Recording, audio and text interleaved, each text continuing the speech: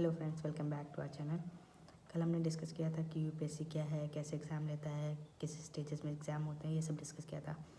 आज मैं आपको बताऊंगा कि सबसे इम्पॉर्टेंट चीज़ यूपीएससी की जर्नी में क्या है। Like the most important thing for UPSC is to have UPSC syllabus.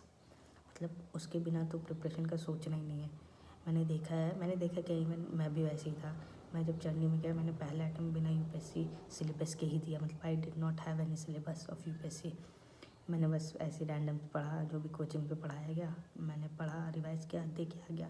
उसके बाद समझ में आया नहीं, ऐसे नहीं होती चीज़ें बहुत स्ट्रक्चर्ड वे में चाहिए। You have to have a UPSC syllabus. आपके पास वो सिलेबस के बिना तो कुछ करना ही नहीं है। सिलेबस को रखो अच्छे से, 10-12 दिन 15 दिन सिलेबस पढ़ो, रोज़ आधा घंटा सिलेबस को दो। उसमें कि हर एक वर्ड को आप मगअप कर लो, क्योंकि आपको फिर उससे न्यूज़पेपर में बहुत हेल्प होती है। न्यूज़पेपर में लाइक आप कुछ भी पढ़ोगे ना, तो आपको आइडिया रहेगा कि ये वर्ड सिलेबस में मेंशन है। या कोई भी टॉपिक पढ़ोगे या कुछ भी मैगजीन्स पढ़ोगे तो आपको आइडिया रहेगा हाँ ये वर्ड सिलेबस में मेंशन है या ये टॉपिक में मेंशन है, तो इससे क्वेश्चन आने के चांसेस हैं। या आपकी मतलब थिंकिंग उस तरीके से डेवलप होती रहेगी, उसी टॉपिक्स के अराउंड होती रहेगी। सो सिलेबस बहुत ज़रूरी है। सेकेंड इज़ कि पी वाई क्यूज़ भी देखना बहुत ज़रूरी है, क्योंकि हर एग्ज़ाम में ऐसा ही होता है कि कोई भी एग्जामिनर जब पेपर सेट करता है या पेपर क्वेश्चंस बनाता है तो वो एक ना एक तरीके से पीवाईक्यू की हेल्प ज़रूर लेता है कि किस स्टैंडर्ड के किस तरीके से पेपर मतलब क्वेश्चन सेट किए जाते हैं। तो मतलब they are the most important thing. अगर आपको पीवाईक्यूज़ नहीं किए हैं तो मतलब थोड़ा सा डिफ़िकल्ट हो जाता है। आई वुड नॉट से कि होता नहीं है, बट थोड़ा सा डिफ़िकल्ट हो जाता है चीज़ों को मैनेज करना। तो PYQ is the second important thing. उससे भी बहुत लाइक प्रीलिम्स के लिए तो है ही है, मेंस के लिए भी है, क्योंकि मेंस में थीम्स बहुत रिपीट होते हैं। लाइक जो भी क्वेश्चंस आते हैं तो लाइक पीवाईक्यूज़ अगर आप करके जाओगे तो आपके लिए 60 to 70% क्वेश्चंस को हैंडल करना आसान हो जाता है। बाकी 30-40 सबके लिए वैसे ही रहता है, जिसमें आपको बहुत सारे गेस वर्क करना पड़ेगा या बहुत सारी मतलब अलग स्ट्रेटजीज़ को फॉलो करके उनको अटैम्प्ट करना पड़ेगा। तो ये है। तो सबसे पहली चीज़ सिलेबस, फिर पीवाईक्यूज़, इन दो पे आपको फोकस करना है स्टार्टिंग में अगर आपको एग्ज़ाम की प्रिपेयर करना है।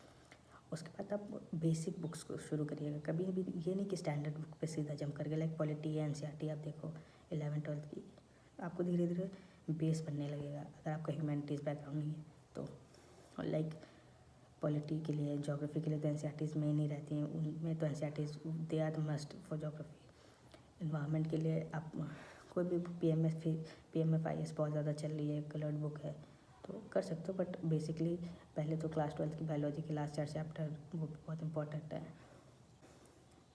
हिस्ट्री के लिए एनसीईआरटी, मतलब मॉडर्न मिडीवल और एंशिएंट के लिए सब भी एनसीईआरटी ही करते हैं। एंशिएंट के लिए RS शर्मा, मिडीवल के लिए मिडीवल।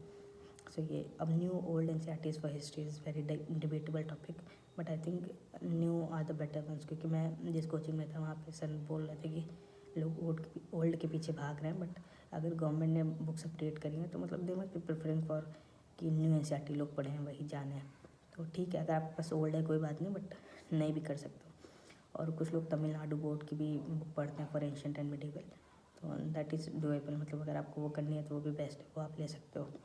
आपको ध्यान रखनी है top 3 things that I have told in this video is first very important thing is you have to have a UPSC syllabus. For prelims के लिए तो बहुत डिटेल्ड सिलेबस नहीं, but for mains it's very detailed syllabus. मतलब हर एक topic mention है। Prelims के लिए तो like it's an open ended kind of things कि current affairs, sports, GS, environment, basic maths, मतलब वो थोड़ा सा ओपन एंडेड है तो वहाँ कहीं से भी पूछ लेते हैं। बट प्रीलिम पूरा प्रैक्टिस का गेम है, जितना भी प्रैक्टिस कर लोगे उतना ही अच्छा है। First is UPSC syllabus, second is PYQs for mains as well as for prelims, and the third important thing is practising the prelims और starting your basic books that is NCERTs. तो ये सब है, सिलेबस, पीवाईक्यूज़ प्लस एनसीईआरटीज़। ये 3 important चीज़ें हैं जो मैंने इस वीडियो में बताई हैं। Thank you for supporting.